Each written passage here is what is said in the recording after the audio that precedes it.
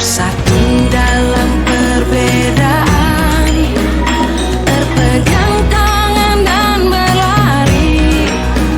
Singkirkan egomu, oh kawan, demi negeri ini.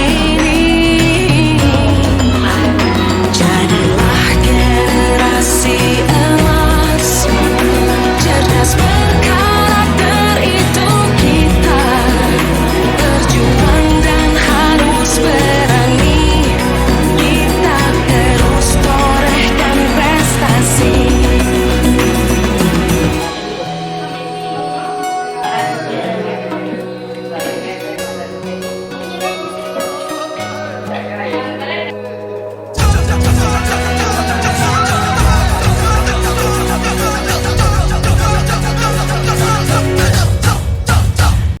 Assalamualaikum warahmatullahi wabarakatuh. Waalaikumsalam warahmatullahi wabarakatuh. Yang terhormat Bapak Kepala UPT SPM SMP Negeri 31 Kutuba, yang saya hormati Bapak dan Ibu Guru beserta staf tata usaha yang sempat hadir pada pagi hari ini.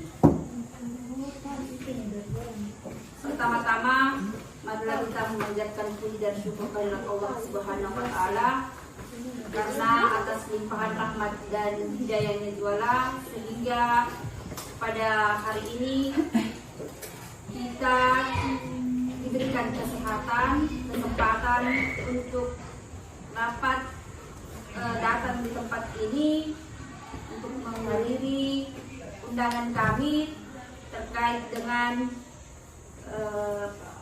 agenda penyebaran pemahaman dan pengalaman penerapan budaya positif di lingkungan sekolah. Bapak dan Ibu yang saya hormati, untuk mengefektifkan waktu dengan baik, marilah kita membuka kegiatan kita hari ini dengan bersama-sama melafazkan basmalah. Bismillahirrahmanirrahim. Selanjutnya arahan Bapak Kepala Sekolah kepada Bapak pribadi Bapak Aminuddin SPD MSI, disilahkan dengan hormat. Assalamualaikum warahmatullahi wabarakatuh. Waalaikumsalam warahmatullahi wabarakatuh. Alhamdulillah. Alhamdulillahilladzi arsala rasulahu bil huda wa dinil haqq liyudhhirahu 'alal dini kulli wa kafa billahi syahida. Asyhadu an la ilaha illallah wa la syarika lah wa asyhadu anna Muhammadan abduhu wa rasuluh. Qaditu billahi rabba wa bislami dina Muhammadin nabiyyi wa rasulah. Yang saya hormati para wakasek SMP Negeri 1 Kutuba, yang saya hormati pribadi Bapak Nasrul Haq SPD GR dan Ibu Solehat SPD selaku calon guru penggerak angkatan 7, Bapak dan Ibu tenaga pendidikan dan staf tata usaha SMP Negeri 1 Kutuba yang sama-sama menggunakan Allah Subhanahu wa Ta'ala.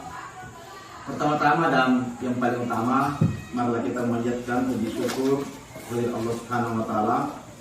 Oleh karena pada pagi menjelang siang ini kita masih diberikan kesehatan, nikmat panjang umur, dan nikmat yang terbesar yang Allah berikan kepada kita sekalian adalah nikmat iman dan nikmat Islam, yang insya Allah kedua nikmat ini yang akan mengantarkan kita pada kebahagiaan dunia dan kebahagiaan di akhirat kelak.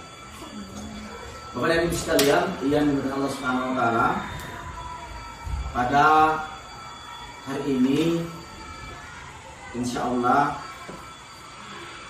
teman kita Ibu Nusalehat SPD dan Bapak Nasrul SPD GR selaku calon guru penggerak angkatan 7 itu akan melaksanakan atau menyebarkan pemahaman dan pengalaman penerapan budaya positif di sekolah kita ini, seperti apa budaya-budaya positif yang perlu dikembangkan di sekolah kita. Ini sangat penting Bapak Ibu sekalian untuk menyamakan persepsi kita dan aksi kita ke depan, sehingga apa yang kita berikan kepada peserta didik kita itu betul-betul ada lahir dari suara dan pilihan siswa, dan bagaimana agar pembelajaran yang diberikan itu senantiasa berpihak kepada murid. Nah, oleh itu budaya-budaya positif di sekolah ini, alhamdulillah itu sudah berjalan dengan baik. Olehnya itu, kalau hal ini sering kita gali, sering kita ulang-ulangi, maka tentu kita semua akan paham. Kita sepaham, kita akan sevisi. Makanya peribahasa mengatakan lancar kaki karena diulang, pasar jalan karena ditempuh. Yang kedua, setelah sosialisasi tentang budaya positif ini, insya Allah sebentar juga akan dilanjutkan dengan pengimbasan tentang pembelajaran digital. Ini juga sangat penting Bapak dan Ibu sekalian, karena alhamdulillah kedua teman kita ini, Nur Salihat SP dan Pak Nasrul Haq SPD, itu juga sudah mengikuti kegiatan tentang pembelajaran digital itu. Olehnya itu, alhamdulillah kita bersyukur dan berterima kasih karena beliau bersedia untuk mengadakan pembahasan. Dan ini budaya ini perlu dikembangkan di sekolah. Siapapun Bapak dan Ibu sekalian yang telah mengikuti pelatihan, maka alangkah bagusnya kalau ilmu yang Bapak Ibu dapatkan itu juga ada proses duplikasi, ada proses penimbasan. Bagaimana kita berbagi dengan teman-teman kita, teman-teman sejawat. Ya. Karena kenapa Bapak dan Ibu sekalian, di dunia ini tidak ada yang abadi. Ya. Yang ada itu adalah perubahan. Jadi ketika kita tidak mengikuti perubahan itu sendiri, maka kita yang kemudian yang akan tereliminasi. Kita yang akan terlengserkan oleh perubahan itu sendiri. Olehnya itu, mari kita tidak bosan-bosan untuk belajar. Mari kita meningkatkan kapasitas diri kita. Mari kita terus menggali potensi diri kita, mengembangkan diri kita, ya, dengan berkolaborasi dengan teman sejawat, dengan teman-teman MGMP, mata pelajaran Bapak Ibu sekalian, dan lintas sekolah, agar kita ini terus ya, terupdate, kita punya ilmu pengetahuan kita. Nah, itu harapan saya, karena tuntutan zaman itu yang harus kita ikuti Bapak dan Ibu sekalian. Ini pembelajaran digital ini sangat penting sekarang. Kenapa? Karena ya, ada beberapa hal yang perlu diperhatikan Bapak Ibu sekalian dalam proses belajar mengajar. Pertama adalah kesiapan belajar siswa. Ya, bagaimana ketika kita sebelum kita mengajar itu kita sudah harus memastikan tentang kesiapan belajar murid. Ya, bagaimana kebutuhan belajar siswa itu terpenuhi. Lalu bagaimana bakat minat? Nah, ini untuk bakat minat, tentu siswa kita ada yang senang misalnya dengan gambar-gambar, ada yang senang dengan suara, ya, dengan audio visual, sehingga inilah kita guru-guru dituntut, ya. Mungkin ada siswa yang katakanlah kalau pembelajaran agama ya ada siswa yang senang katakanlah ketika tohara dia senang melihat film-film langsung mempraktikkan cara berwudu, ya. Ada dengan mendengarkan dengan mendengar, ya. Kalau olahraga misalnya ada yang secara kinestetik langsung dia praktek misalnya tentang bola. Nah, hal-hal ini yang perlu kita perhatikan Bapak dan Ibu guru kita. Ya, yang terakhir itu adalah profil pelajar Pancasila. Bagaimana supaya anak didik kita itu memiliki karakter, yaitu profil pelajar Pancasila. Nah, yang terakhir Bapak Ibu sekalian, saya selaku penanggung jawab sebagai kepala sekolah di UPT SPF SMP Negeri 31 sangat mengapresiasi dan mendukung sepenuhnya kegiatan calon guru penggerak angkatan ke-7 ini, dan sungguh ini adalah hal yang sangat luar biasa Bapak Ibu sekalian, ketika teman-teman itu mau mengimbaskan ilmunya dan kita semua berkolaborasi, ya. Karena apa yang dilakukan Ibu Nur Salehat SPD dan Pak Nasrul Haq SPD GR, ya, hari ini di samping itu tuntutan tugas sebagai guru penggerak, tetapi beliau ini kesiapan beliau untuk mau mengimbaskan ilmunya, ya, tentang pembelajaran digital yang diperolehnya itu, sehingga kita patut semua bersyukur dan berterima kasih kepada beliau.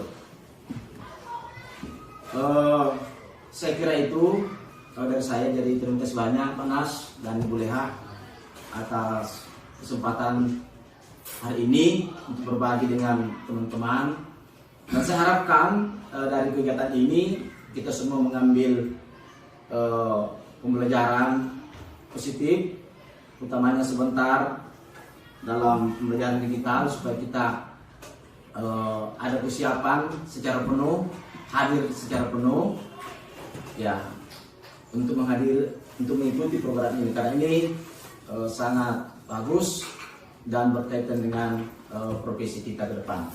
Saya kira itu Bapak Ibu sekalian, lebih dan kurang mohon dimaafkan.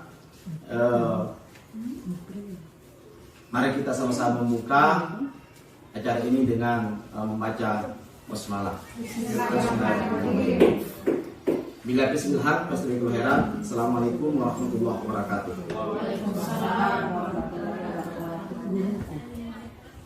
Kalau tadi arahan dari Bapak Kepala Sekolah, saya ucapkan terima kasih banyak atas arahan dan juga pembelajaran kepada kita semua.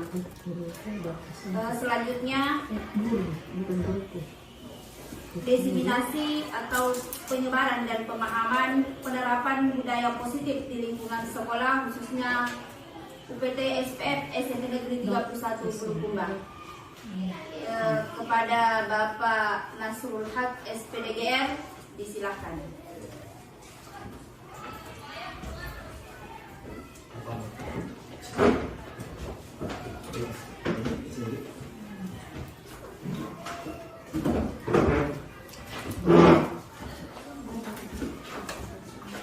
Bismillahirrahmanirrahim. Assalamualaikum warahmatullahi wabarakatuh.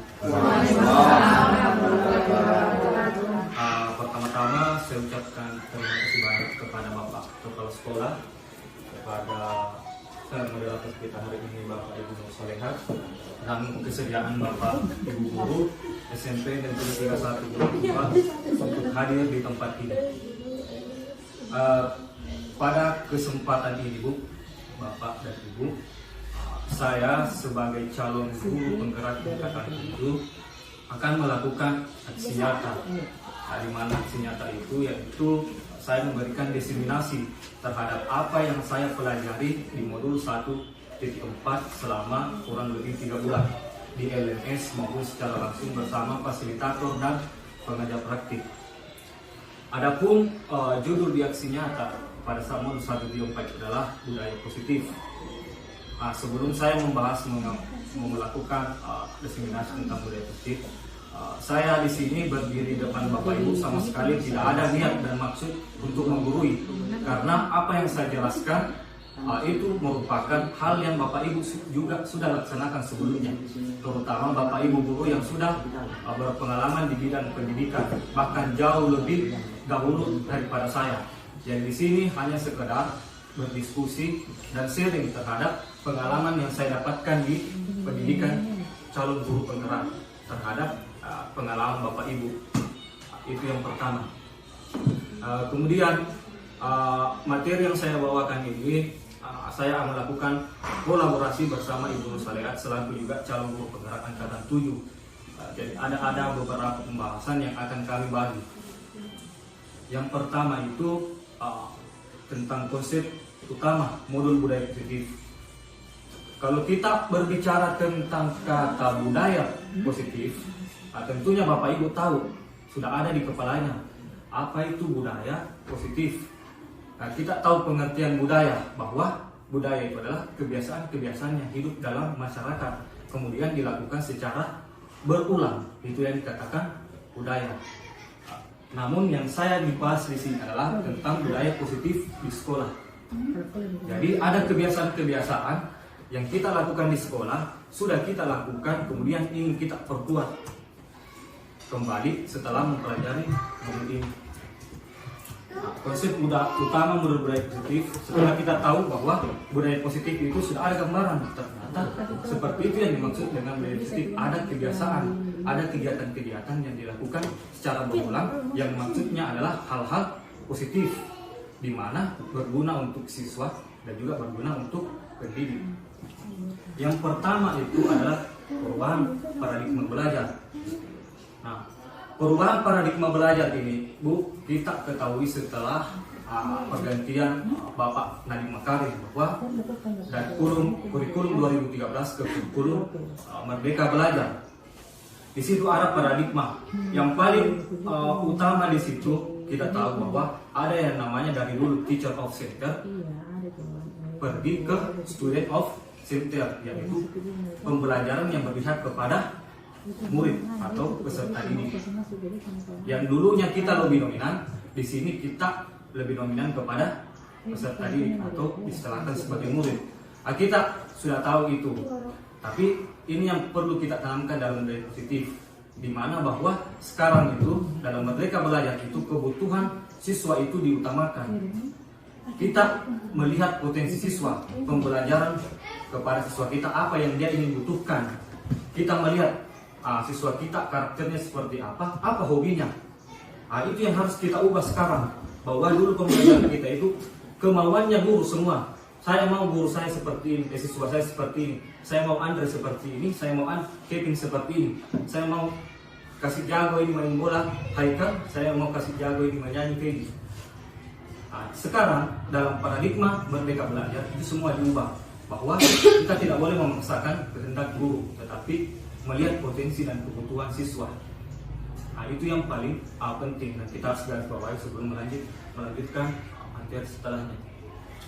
Pembelajaran dengan paradigma baru dirancang berdasarkan prinsip pembelajaran yang terdiferensiasi.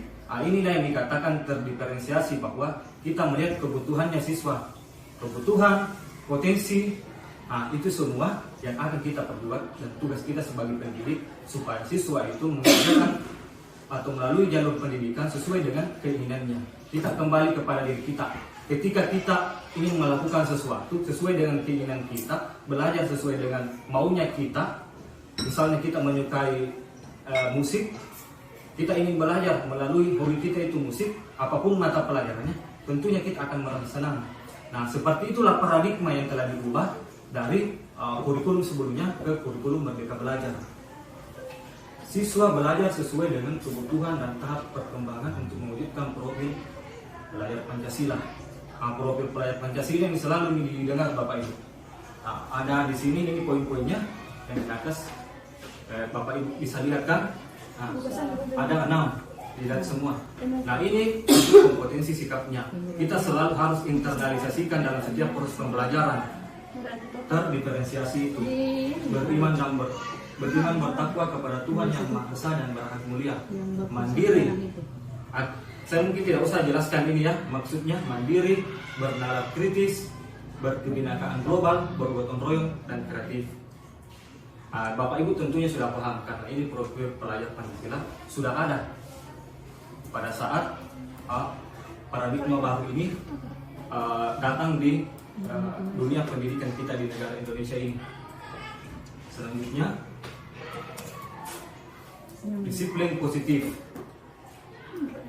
Dalam budaya kita, kebiasaan-kebiasaan kita ini, makna disiplin ini adalah paradigma baru, bahwa makna disiplin itu dimaknai sesuatu yang dilakukan seseorang pada orang lain untuk mendapatkan kepatuhan. Kita cenderung menghubungkan kata disiplin dengan ketidaknyamanan. Kita sadari tidak bahwa selama ini penanaman kedisiplinan kita itu selalu memberikan paksaan kepada murid. Disiplin itu harus keras, harus militer. Dalam paradigma baru itu, disiplin itu dimaknai sebagai hal yang lain. Disiplin positif merupakan salah satu cara penerapan disiplin yang bertujuan untuk menumbuhkan kesadaran serta memberdayakan anak untuk melakukan sesuatu tanpa sogokan, ancaman, dan hukuman. Ini yang selalu guru-guru lakukan sebelum kita memahami paradigma baru. Kita mendisiplinkan anak-anak dengan sogokan. Siapa yang datang lebih awal ke sekolah, maka akan saya kasih bintang atau akan saya kasih hadiah. Dengan seperti itu, guru-guru, anak-anak itu akan disiplin. Tetapi dalam paradigma baru itu keliru. Kemudian juga ancaman. Beberapa guru pernah melakukan hal seperti itu, mengancam siswa kita supaya disiplin. Bilang, kenapa? Saya laporkan ke mamamu itu kalau kau selalu terlambat, selalu keluar bajunya. Nah, itu ancaman. Hal seperti itu tidak sesuai dengan disiplin positif. Yang ketiga adalah hukuman, seperti yang saya katakan tadi. Jadi kita ini di sini ada paradigma lama, kita akan ubah ke paradigma baru. Selanjutnya, sebagai pendidik, tujuan kita adalah menciptakan anak yang memiliki disiplin diri sehingga mereka bisa berperilaku dengan mengacu pada nilai-nilai kebajikan universal dan memiliki motivasi intrinsik, bukan ekstrinsik. Motivasi ekstrinsik maksudnya motivasi yang datang dalam diri kita, sedangkan motivasi ekstrinsik yang datang dari luar. Sogokan, ancaman, dan hukuman itu termasuk intrinsik atau ekstrinsik, Bapak Ibu. Bagaimana pemahaman Bapak Ibu? Ekstrinsik. Ya, ekstrinsik. Bakal begitu sudah paham dan sepemahaman dengan disiplin budaya positif. Sebelum kita lanjut, saya minta Bapak Ibu berdiri dulu. Silakan kita lakukan dulu security.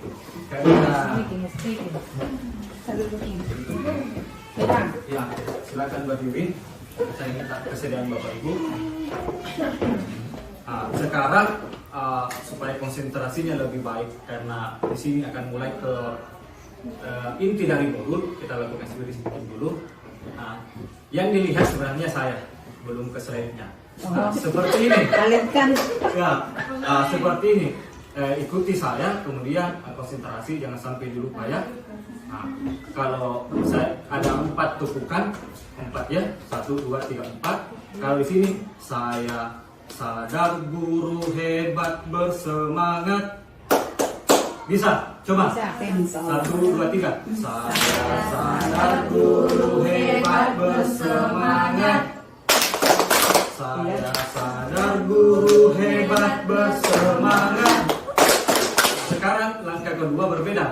Saya sadar saya guru saya hebat bersemangat. Saya sadar guru hebat bersemangat. Bisa? Tidak.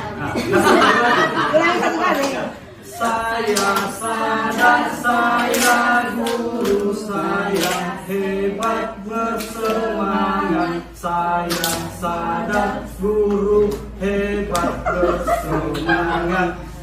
Coba kita padukan ya Bu. Oke, bisa? Ya, 1, 2, 3 mulai. Saya sadar guru hebat bersemangat. Saya sadar guru hebat bersemangat. Ya, semangat. Saya sadar saya guru saya hebat bersemangat. saya sadar guru hebat bersemangat. Tepuk tangan untuk kita semua.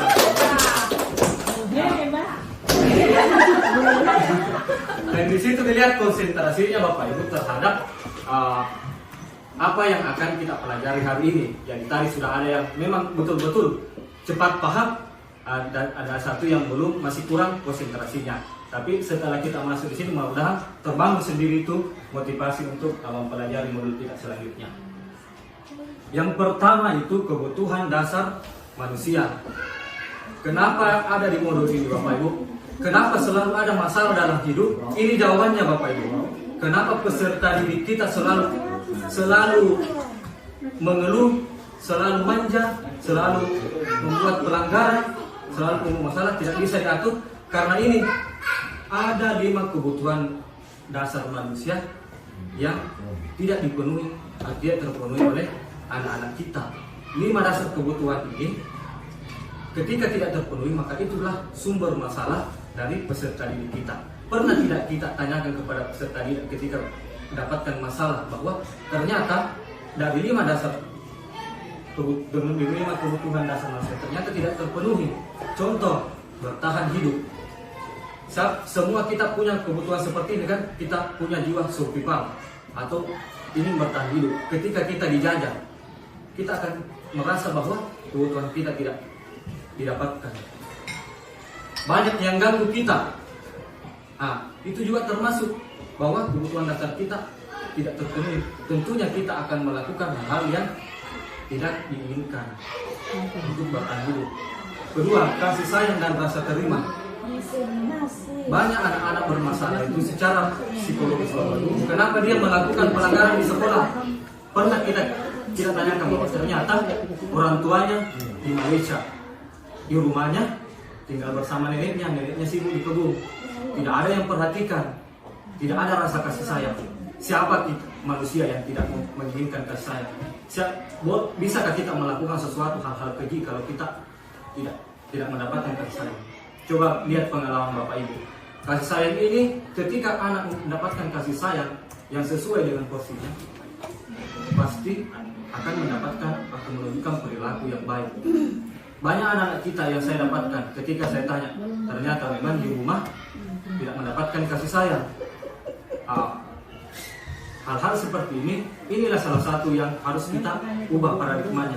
Ketika kita menghadapi anak-anak mendapatkan masalah, jangan langsung dipukul. Kita tanya dulu, bagaimana keadaan psikologisnya, bagaimana keadaan perasaan hatinya. Setelah itu, bolehlah kita melakukan tindak lanjut, bagaimana kita memberikan kasih sayang. Yang kedua, penguasaan. Di dalam kelas itu seringkali terjadi guru anak-anak itu selalu ingin rasa berkuasa. Coba kalau Bapak Ibu halangi itu rasa kekuasaannya, ingin mendominasi, bisa saja dan memang akan terjadi bahwa menurunnya motivasi belajar anak-anak yang selalu mendapatkan, ingin memperlihatkan penguasaan di kelasnya dimanapun itu. Yang ketiga, kebebasan. Inilah yang dimaksud dengan diferensiasi. Kebebasan untuk mendapatkan proses pembelajaran, tidak dibatasi sesuai dengan keinginan guru. Kalau kita batasi Bapak Ibu, anak-anak kita itu akan sulit belajar. Anak-anak yang kurang di matematika, anak-anak yang kurang membaca, tapi jago main gitar, kita paksa pembelajarannya dengan cara menulis, membuat makalah. Itu akan berbeda kalau anak-anak itu kita minta untuk membuat materi sesuai dengan membuat judul lagu atau menyanyikan judul lagu. Maka anak tersebut akan lebih mudah untuk melakukan proses pembelajaran. Inilah yang ditanamkan dalam paradigma baru Merdeka Belajar. Jadi semua guru itu bisa menjadi guru seni, semua guru bisa menjadi guru olahraga, walaupun tidak secara utuh, cuma dilakukan di dalam kelas secara terdiferensiasi. Yang terakhir adalah kesenangan. Kalau kebutuhan dasar kesenangan ini sebagai pendidik bisa kita berikan kepada anak-anak dan murid, tentunya pembelajaran akan menarik siswa-siswa anak-anak.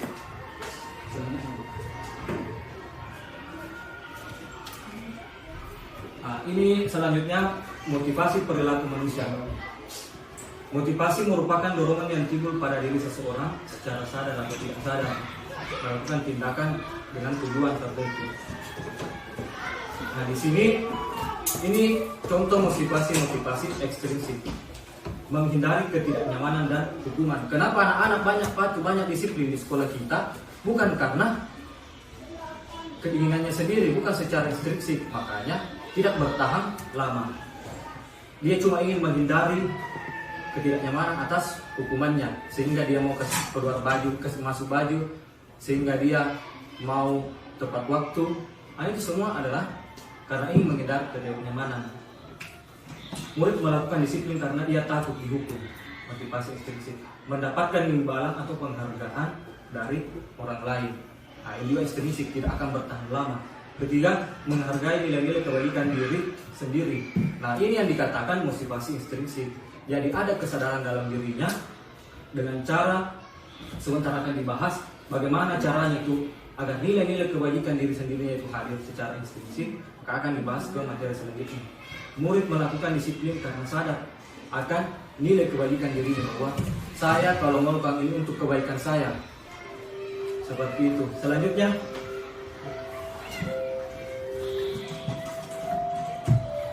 nah ini konsep disiplin dengan identitas gagal, bahwa anak-anak kita sebelumnya terjadi. Kenapa ada identitasnya gagal? Karena kita membiasakan itu hukuman dengan penghargaan. Di dalam pendidikan calon guru penggerak ini sangat tidak sejalan dengan paradigma baru dalam Merdeka Belajar. Bagaimana kita mendisiplinkan murid, membuat murid kita ini lebih baik, kalau kita selalu melakukannya dengan hukuman dan penghargaan.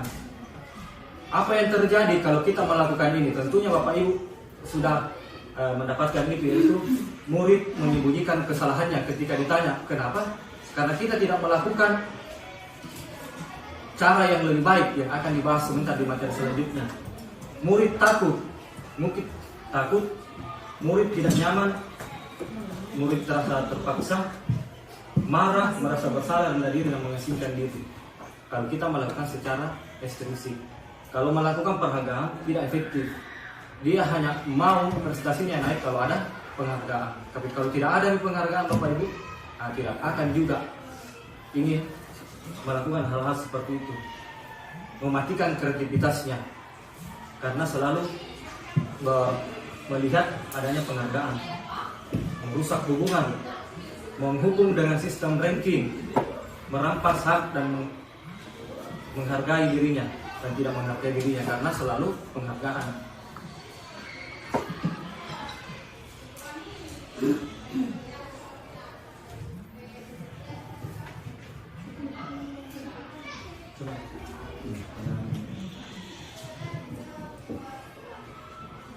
Nah, di sini ini yang saya maksud, bagaimana caranya agar motivasi ekstrinsik itu bisa kita ubah menjadi motivasi ekstrinsik.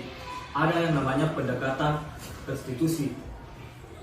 Nah, ini adalah cara untuk menanamkan disiplin positif. Nah, ini yang masih jarang orang dapat ketahui dan dapatkan, bahwa ternyata ada cara yang lebih baik secara di luar hukuman dan penghargaan. Nah, kita melihat dulu pengertian restitusi, proses menciptakan kondisi bagi murid untuk memperbaiki kesalahan mereka sehingga mereka bisa kembali pada kelompok mereka dengan karakter yang lebih kuat. Nah, di sini ada kata res ya, kembali dalam bahasa Inggris. Jadi kita mengembalikan identitas anak itu yang sudah rusak karena hukuman, karena takut, tidak mau melanggar. Nah, itu yang kita ingin kembalikan menjadi jati diri seorang manusia pada profil pelajar Pancasila, sesuai profil Pancasila. Bagaimana anak-anak kita disiplin itu sesuai dengan keinginannya. Ini sangat sulit, namun kalau kita tidak lakukan akan lebih sulit. Itu yang saya dengar dari fasilitator saya.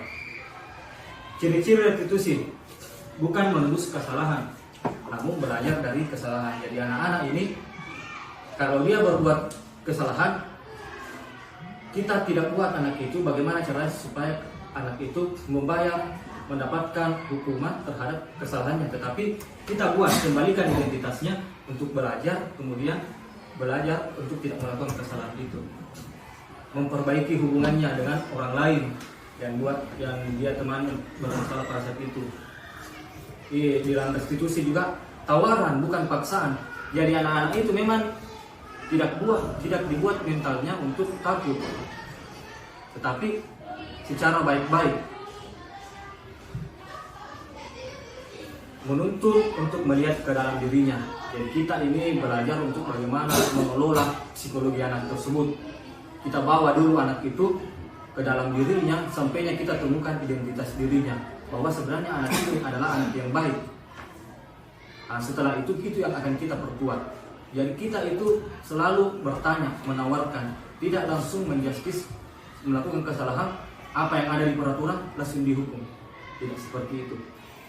Mencari kebutuhan dasar yang mendasari tindakan. Ini tadi 5 kebutuhan dasar tersebut kita tanyakan sampai kita menentukan bahwa ternyata dari 5 kebutuhan dasar manusia itu ada beberapa kebutuhan yang tidak terpenuhi sehingga anak itu melakukan kesalahan. Kalau kita bicara secara luas, secara lingkungan masyarakat, kebutuhan dasar misalnya kebutuhan survival, kebutuhan hidup, banyak orang-orang yang melakukan pelanggaran hukum karena ingin bertahan hidup, menghidupi dirinya dan keluarganya. Makanya ada kejahatan-kejahatan. Itu juga yang bisa kita selaraskan dengan kehidupan anak-anak kita. Banyak melanggar peraturan sekolah karena kebutuhan dasarnya tidak terpenuhi. Contoh kasus siswa yang tidak mengerjakan PR, ada hukuman, konsekuensi, dan restitusi. Ini yang akan terjadi kalau kita terapkan restitusi, konsekuensi, dan hukuman. Kalau kita menghukum anak tersebut, maka yang terjadi ketika dia tidak mengerjakan PR, guru menghukum murid hormat bendera selama 10 menit. Guru marah, murid menjadi takut. Itu yang akan terjadi. Kalau konsekuensi, guru memberikan konsekuensi untuk mengerjakan PR-nya saat jam istirahat atau dikerjakan sebanyak 3 kali lipat. Guru tegas, murid menghormati peraturan. Ini yang akan terjadi. Murid juga akan terpaksa karena konsekuensi. Namun kalau restitusi yang dilakukan Bapak Ibu, guru menanyakan keyakinan kelasnya, diri dan membantu murid menyelesaikan masalah. Guru terbuka dan murid menghormati dirinya dan orang lain. Tentunya sampai di sini Bapak Ibu, pasti terlintas di pikirannya Bapak Ibu, sehebat apa sebenarnya restitusi ini? Kenapa bisa sampai berpengaruh seperti yang ada pada slide?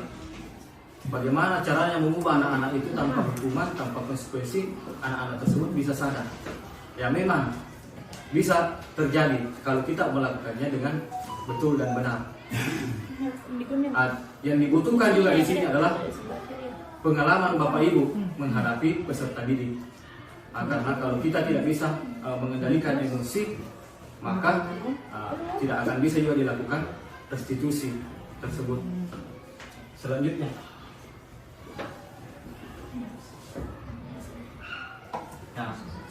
pada di sini kita akan masuk bagaimana itu memperkenalkan itu restitusi, bagaimana segitiga restitusi dilakukan.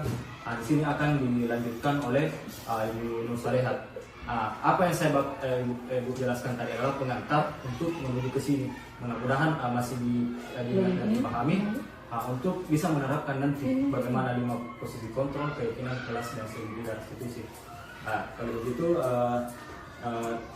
saya serahkan ke Ibu Nur Salehat untuk melanjutkan materi selanjutnya.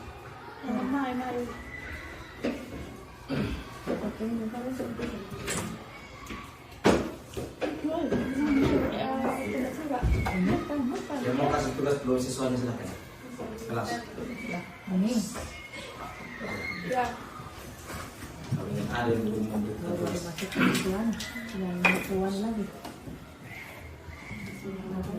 Assalamualaikum warahmatullahi wabarakatuh. Waalaikumsalam warahmatullahi wabarakatuh.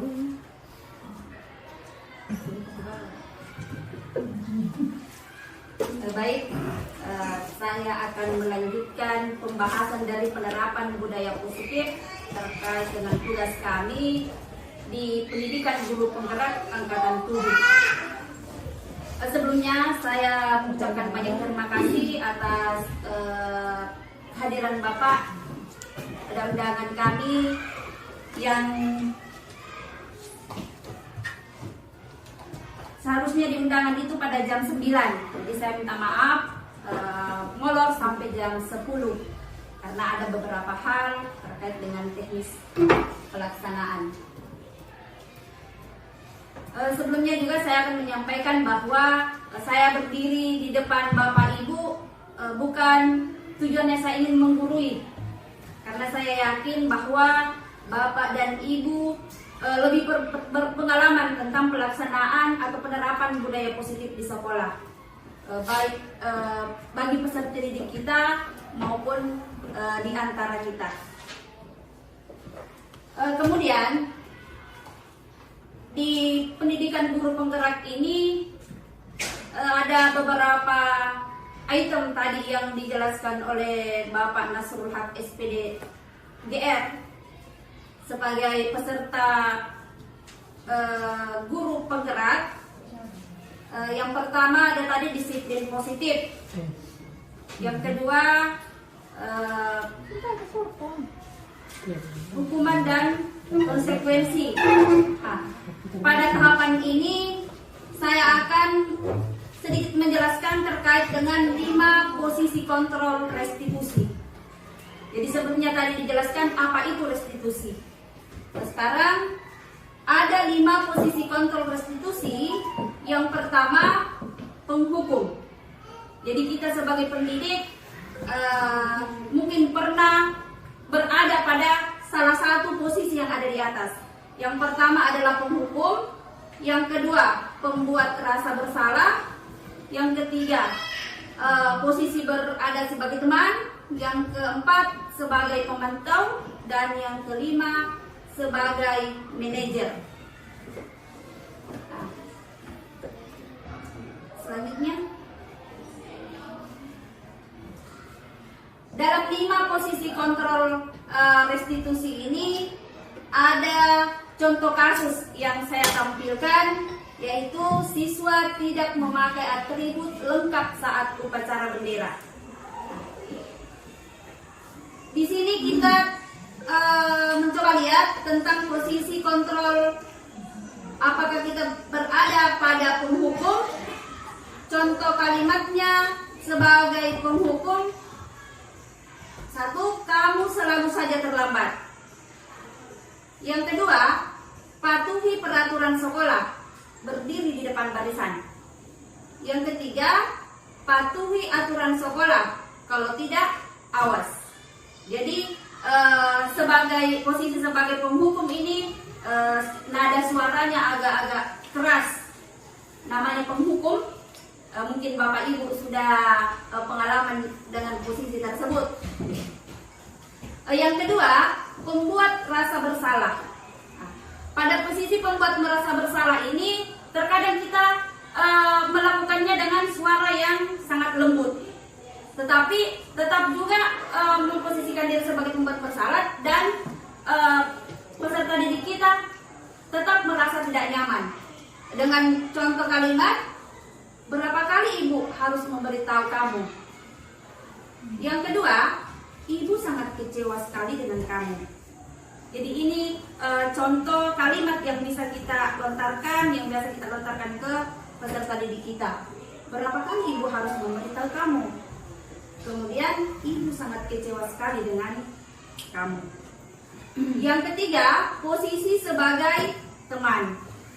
Posisi sebagai teman ini biasanya dengan kalimat, ayolah yang tertib. Buat bu guru bangga dong. Kali ini tidak apa-apa kamu salah. Nah, ini adalah kata-kata yang bisa kita lontarkan ketika kita berada pada posisi teman. Hasil dari penghukum ini, jika kita berada pada posisi penghukum dengan hasilnya, kemungkinan murid marah dan mendendam atau bersifat agresif. Bisa jadi sesudah kembali ke kelas, murid tersebut akan mencoret-coret bukunya atau mejanya. Jadi biasa kita temukan itu kalau misalkan kita sudah nasihati dengan posisi penghukum, terkadang biasa juga dengan suara ibu ya sangitan banget. Nah itu adalah perasaan yang tidak nyaman. Ada juga pengalaman kemarin itu yang Akmal itu mungkin juga posisi penghukum karena dia melarikan diri. Yang kedua, pada pembuat rasa bersalah, hasilnya murid akan merasa bersalah telah mengecewakan ibu atau bapak gurunya. Murid akan merasa menjadi orang yang gagal dan tidak sanggup membahagiakan orang lain. Jadi dia merasa bersalah, tetapi tetap juga berada dalam perasaan yang tidak nyaman. Yang ketiga, teman. Hasilnya, murid akan merasa senang dan akrab dengan guru. Nah, ini termasuk dampak yang positif. Hanya saja di sisi negatifnya, murid menjadi tergantung pada guru tersebut. Jadi orang yang dia senangi boleh jadi dia senang, tetapi dampak negatifnya beberapa di antara guru yang juga dia tidak senang.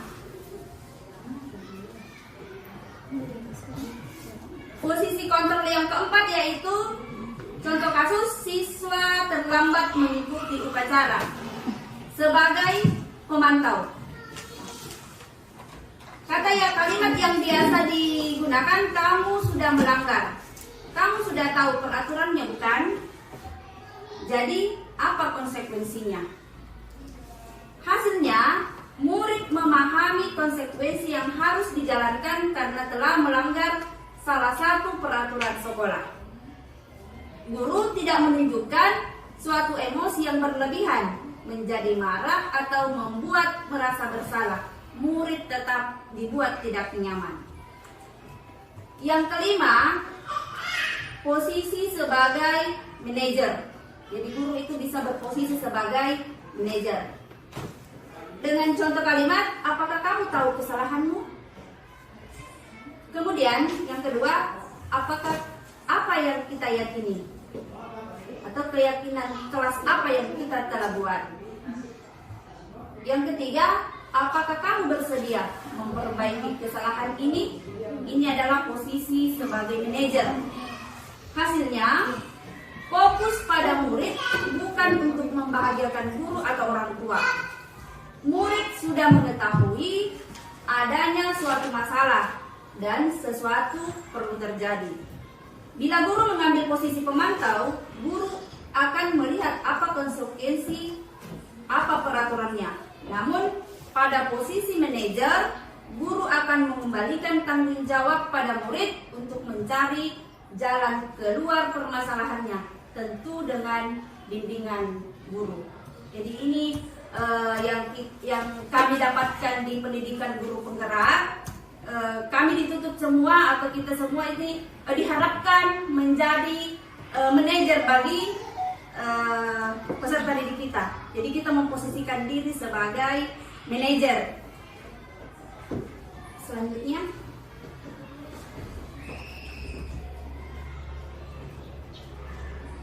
keyakinan kelas. Jadi ini keyakinan kelas.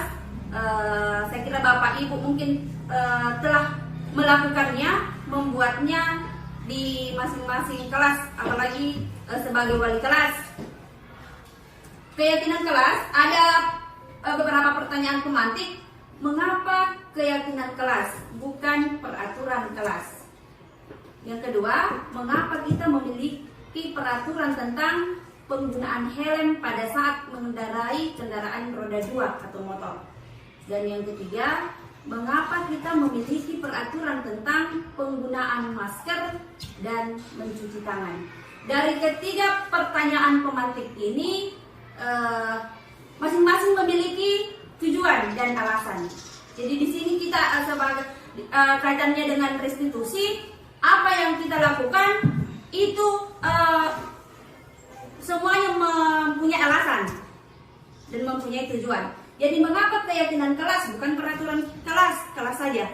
Nah, keyakinan kelas sebenarnya adalah peralihan dari sebuah peraturan kelas. Namun, jika kita berbicara tentang peraturan, berarti ujungnya adalah hukuman atau konsekuensi.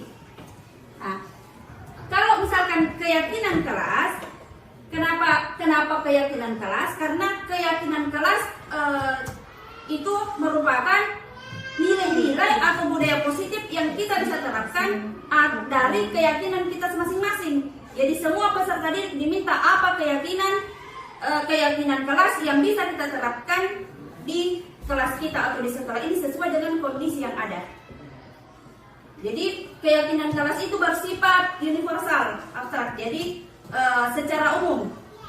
Kemudian dalam membuat keyakinan kelas dihindari penggunaan kata jangan atau tidak. Jadi ini sifatnya semua positif.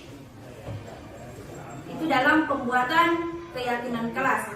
Jadi keyakinan kelas ini merupakan salah satu dari budaya positif yang bisa kita terapkan di sekolah.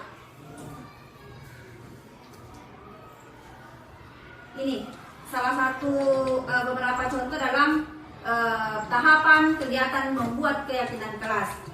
Yang pertama, berdiskusi dan merumuskan keyakinan yang perlu disepakati.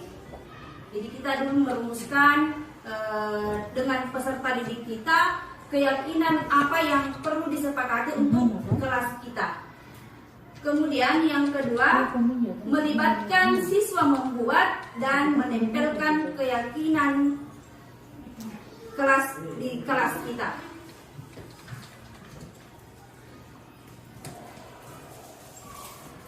Jadi ini kegiatan membuat keyakinan kelas. Keyakinan kelas itu lebih abstrak dari sebuah peraturan. Yang kedua, berupa pernyataan universal. Yang ketiga, dibuat dalam kalimat-kalimat positif. Jadi misalkan di situ peraturan dilarang terlambat. Berarti kita bisa buat datang tepat waktu. Kemudian boleh juga jangan mengganggu teman. Kita bisa buat dalam keyakinan kelas saling menghargai antar sesama. Kemudian berjumlah 3-7 poin agar mudah diingat. Jadi keyakinan kelas jangan juga terlalu banyak supaya jadi buat sesuatu yang memang betul-betul dapat diterapkan di kelas kita, disesuaikan dengan kondisi kelas.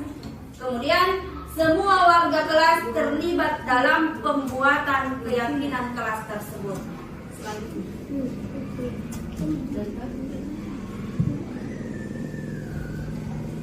Selanjutnya adalah segitiga restitusi. Dalam segitiga restitusi ada beberapa tahapan, ada 3 tahapan. Yang pertama, menstabilkan identitas. Dalam menstabilkan identitas, setiap orang, ini biasa juga kalimat yang kita bisa gunakan. Ini segitiga restitusi kita bisa gunakan untuk penyelesaian masalah.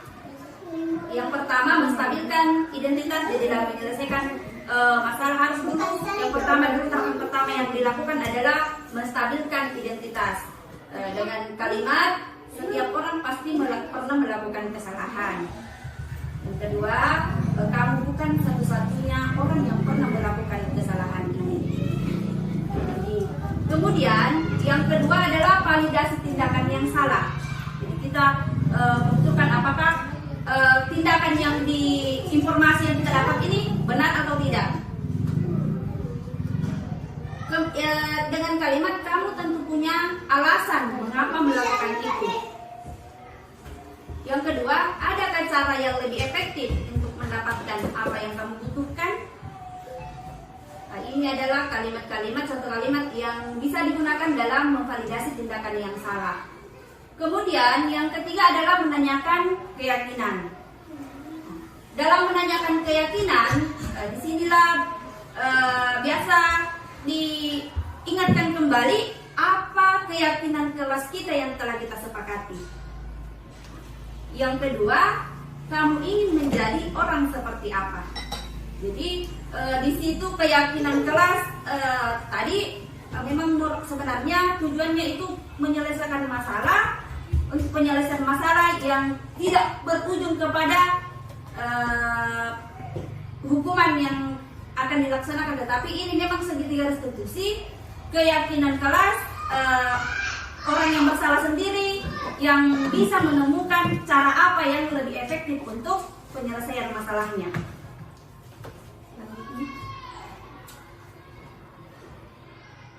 Ya, untuk lebih memahami apa itu segitiga restitusi, silakan Bapak Ibu menonton tentang penyelesaian masalah terkait dengan penerapan segitiga restitusi.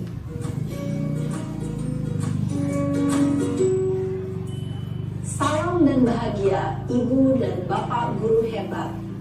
Pada video kali ini kita akan membahas tentang salah satu program disiplin positif yang diterapkan di lingkungan sekolah yang dikenal dengan nama restitusi.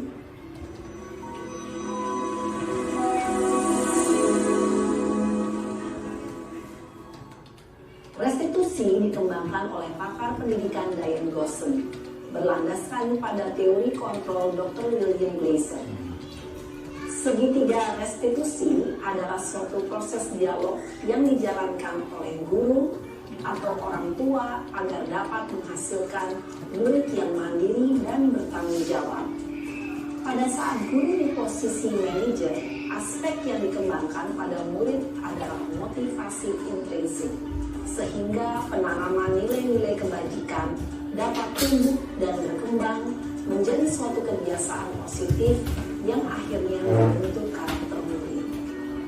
Proses dialog ini terdiri dari 3 langkah yang digambarkan pada 3 sisi pada segitiga restitusi. Sisi pertama adalah menstabilkan identitas. Sisi yang kedua adalah validasi tindakan yang salah. Dan sisi yang ketiga adalah menanamkan keyakinan. Ibu dan Bapak guru, berikut ini akan ditunjukkan bagaimana seorang guru berada dalam posisi manajer menggunakan penerapan segitiga restitusi.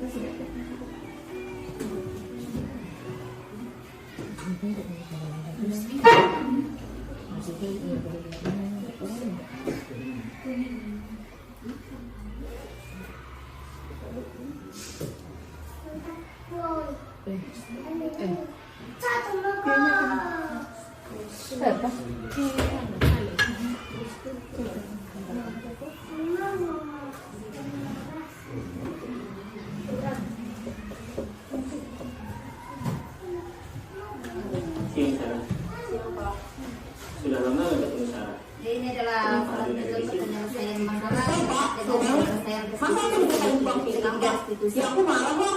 Aku dari ngatain Eka di depan kelas. So banget. Oh begitu. Ya pasti kamu marah dan kesal. Bapak juga akan marah apabila ada yang menuduh Bapak seperti itu. Kemudian pada saat itu kamu mau melakukan apa? Ya saya langsung ngatain Eka lah Pak. So banget. Saya dekat-dekat dia depan teman-teman lain. Oh begitu. Pasti kamu melakukan seperti itu karena suatu alasan tertentu kan? Iya, maksud saya diam saja Pak. Ya saya bela diri lah. Maksud saya dituduh tukang fitnah. Ya wajar lah. Mempertahankan harga diri itu sesuatu yang penting buat kamu. Untung kamu tidak bertindak lebih gegabah lagi. Hanya membentak-bentak. Iya Pak. Untung saya masih bersabar dan hanya membentak saja. Sudah gemes padahal. Saya pasti bela diri lah. Ya pasti ya. Tapi kamu memilih untuk tetap bertahan dan bersabar. Kamu memilih untuk tidak berbuat lebih parah lagi bukan? Iya. Nah, sekarang coba kita lihat lagi tindakan kamu yang mentak-mentak Eka di kelas. Tindakan kamu itu kira-kira sesuai dengan keyakinan kelas atau prinsip kamu tidak? Enggak lah Pak. Capek Pak jadi pemarah. Jadi keyakinan atau prinsip mana yang kurang sesuai dengan keinginan kamu? Ya, saya sebenarnya sangat menghargai orang lain. Mungkin saat itu saya menjadi emosi, jadi tidak menunjukkan sikap itu. Kamu meyakini tidak? Menghargai orang lain itu penting buat kamu. Yakin lah Pak. Iya, setuju. Kita harus saling menghargai. Namun, ada juga keyakinan yang kita sepakati yang perlu kita jalankan apabila kita sedang marah, bukan? Ya, saya bisa lebih proaktif, mulai dengan diri sendiri. Saya bisa jadi lebih bersabar, mengambil waktu jeda untuk berpikir mau apa selanjutnya. Kira-kira kamu bersedia memperbaiki masalah ini tidak? Bersedia Pak. Kalau kamu memperbaiki masalah ini, kamu akan menjadi orang seperti apa? Saya akan menjadi orang yang bertanggung jawab kali ya Pak. Dan senantiasa proaktif. Iya, menurut kamu bagaimana rasanya menjadi orang seperti itu? Ya nyaman lah, bangga bisa bersabar dan menahan diri. Baiklah kalau begitu. Yuk kita pikirkan bagaimana memperbaiki masalah ini.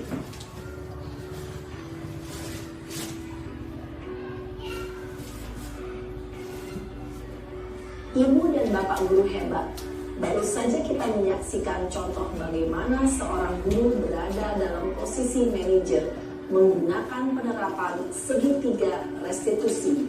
Mari kita bahas satu persatu. Pada sisi pertama, menstabilkan identitas berdasarkan pada prinsip bahwa membuat kesalahan adalah bagian dari proses pembelajaran. Sisi pertama dari segitiga ini berperan menggeser identitas murid dari identitas gagal ke identitas sukses. Murid yang sedang bertingkah laku yang tidak pantas atau menarik diri saat itu sedang mengalami identitas gagal. Bila kita mengkritiknya, maka posisinya tidak akan berubah.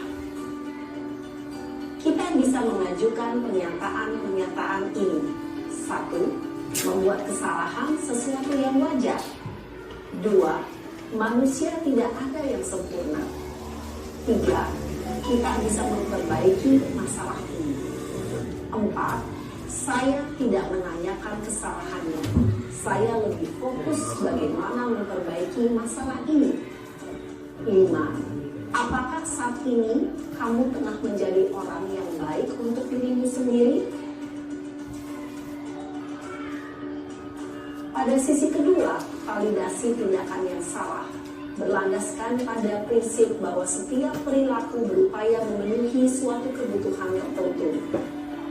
Guru yang telah memahami teori kontrol akan bergeser dari pemikiran stimulus respon menjadi proaktif dan mencoba untuk mengenali tujuan dari perilaku murid, mengenali dan mengetahui kebutuhan murid ini dapat memperbaiki hubungan dengan murid tersebut.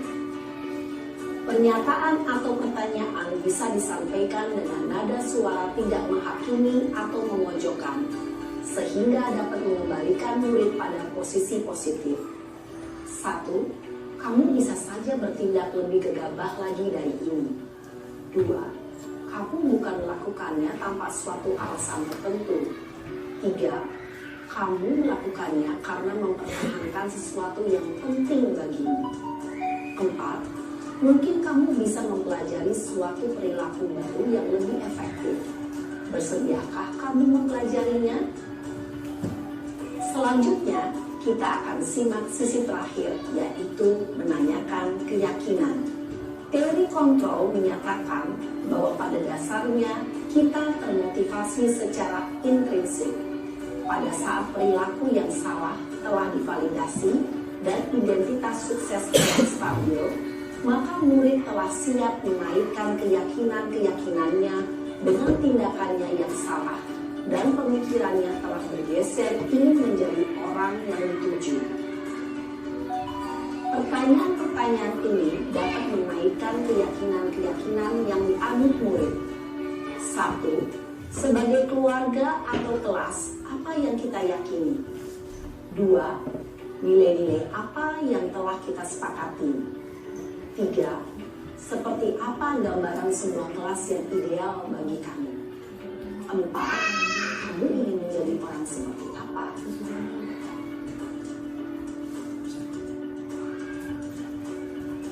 Dalam menerapkan segitiga restitusi, perlu diperhatikan beberapa hal, yaitu 1. Perilaku yang salah perlu dikaitkan dengan nilai-nilai atau keyakinan-keyakinan yang telah disepakati atau dirujuk. 2. Kesediaan orang yang melakukan kesalahan untuk memperbaiki masalah. 3. Pemecahan masalah sebisa mungkin relevan atau memiliki hubungan dengan masalah yang ada. 4. Usaha. Perlu adanya suatu usaha perbaikan dari pihak yang berbuat kesalahan. 5. Waktu. Perlu didedikasikan waktu dari pihak yang berbuat kesalahan. Tanyakan kapan akan mulai diberlakukan usaha untuk memperbaiki masalah. Dengan memahami struktur penerapan segitiga restitusi, diharapkan guru dapat menerapkan posisinya sebagai manajer dengan mengajukan pertanyaan-pertanyaan bermakna yang dapat membuat murid menjadi lebih percaya diri, bertanggung jawab, dan mandiri. Nah, Ibu Bapak Guru perlu tidaknya mengikuti ketiga tahapan dalam segitiga restitusi bergantung pada ringan beratnya suatu permasalahan. Misalnya, bila permasalahan tersebut ringan, maka tidak perlu dijalankan secara berurutan. Bahkan bisa semudah menanyakan apa keyakinan yang kita sepakati. Dengan menjalankan segitiga restitusi, dengan mengajukan pertanyaan-pertanyaan bermakna, diharapkan murid menjadi lebih kuat secara pribadi, dapat membuka wawasan murid agar dapat menyelesaikan permasalahannya sendiri, semakin percaya diri, mandiri, dan merdeka. Salam dan bahagia, Ibu Bapak Guru hebat.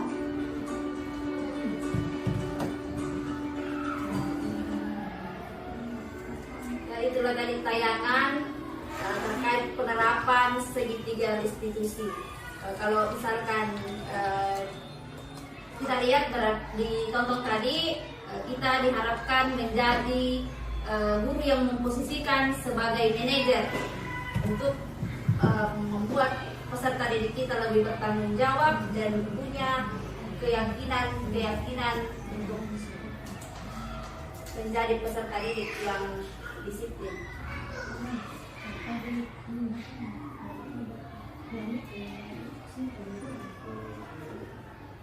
Ya, jadi ada lagi satu tayangan yang akan ditampilkan terkait dengan penerapan budaya segitiga restitusi di sekolah kita sendiri.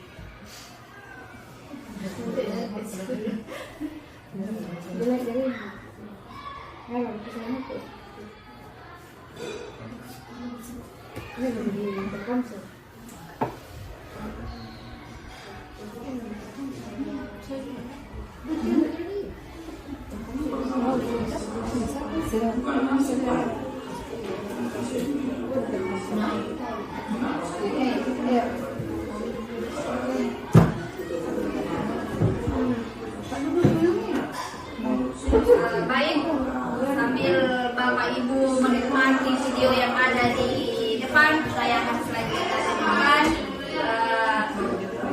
kita menerapkan penyelesaian masalah secara segitiga restitusi dan kita memposisikan diri, mudah-mudahan kita bisa memposisikan diri sebagai posisi manajer. Mungkin saya cukupkan sampai di sini untuk pemaparan. Selanjutnya tanggapan atau pertanyaan. Sesi tanggapan atau pertanyaan. Jadi saya silakan kepada Bapak dan Ibu untuk memberikan tanggapan atau pertanyaan terkait dengan materi penerapan budaya positif. Yang sebenarnya membuat harusnya penerapan sebuah Silakan Bapak.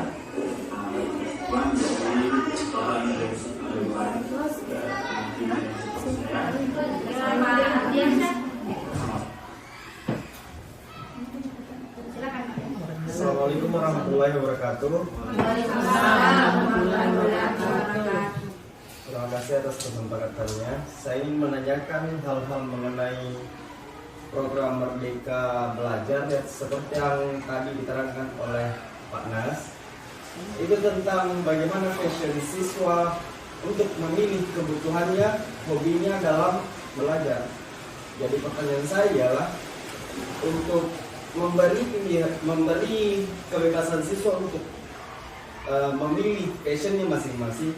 Apakah bidang pelajaran yang lain itu dilemahkan? Contohnya dalam seni musik itu, dalam seni budaya itu ada musik, tari, drama, berupa. Jadi kalau misal ada siswa satu yang memilih di bidang tari, apakah pelajaran yang lainnya dihilangkan atau dilemahkan? Terima kasih. Oke, terima kasih atas pertanyaan dari Pak Ardiansyah. Nah, bagaimana itu dari pertanyaan itu, bagaimana apakah ada intinya kan, apakah ada mapel yang dirugikan, terutama mapel yang berkaitan dengan terdiferensiasi, pembelajaran terdiferensiasi. Setahu saya bahwa yang dilakukan pada mapel-mapel lain itu bukan melemahkan, namun hanya untuk melihat kebutuhannya siswa, bahwa siswa ini menyukai seni, misalnya dia menyukai seni musik atau seni rupa, ya langsung saya seni rupa, kemudian tugas-tugasnya itu dia lakukan dengan dia kaitkan dengan hobinya, yaitu seni rupa tersebut. Tetap bahwa justru akan mendukung di sini justru akan mendukung pelajaran seni budaya. Kemudian juga seni budaya akan mendukung pelajaran lain, terutama anak-anak yang kebutuhan atau posisi dirinya itu ada pada seni. Kalau pengalaman dari teman-teman itu tidak ada yang pernah merugikan, karena selama ini yang melakukan itu ada teman saya dan juga ada sepupu yang sudah sekolah penggerak itu. Pelajaran tersebut itu sempat saya juga tanyakan, bahwa ternyata sangat mendukung.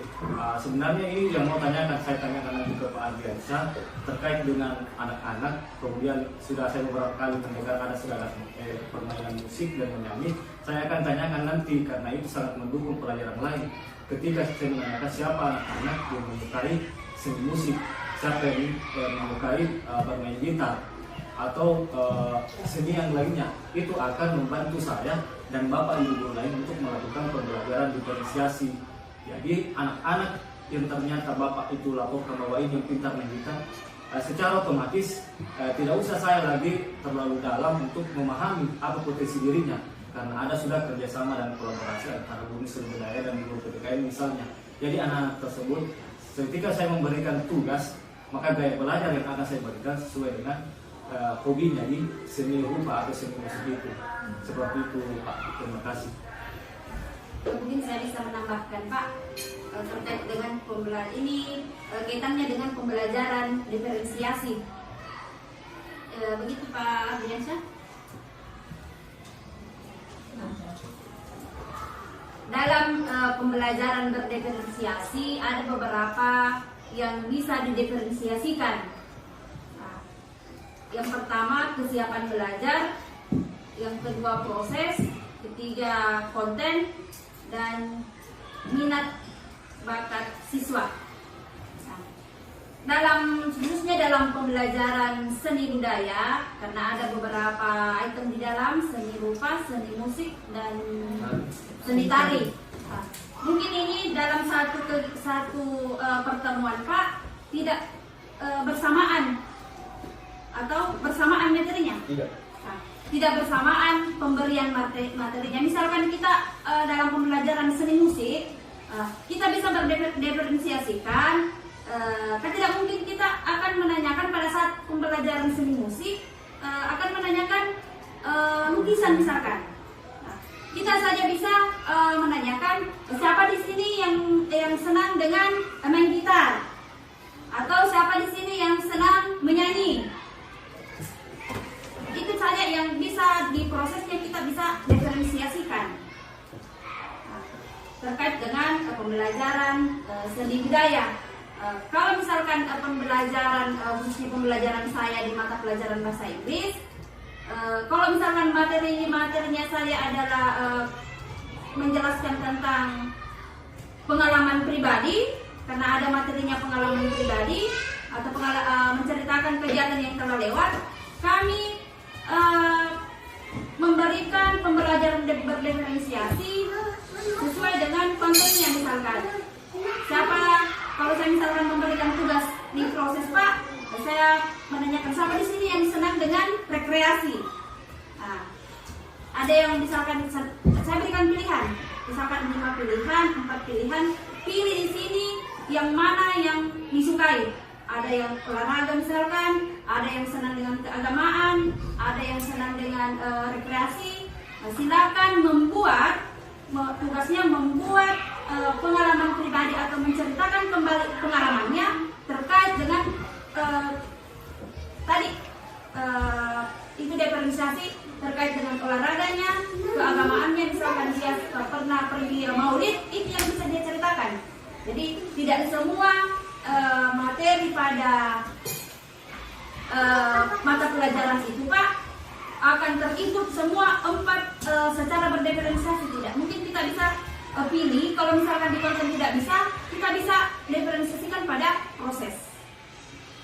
Seperti itu Pak Ardiansyah. Saya kira cukup dari saya.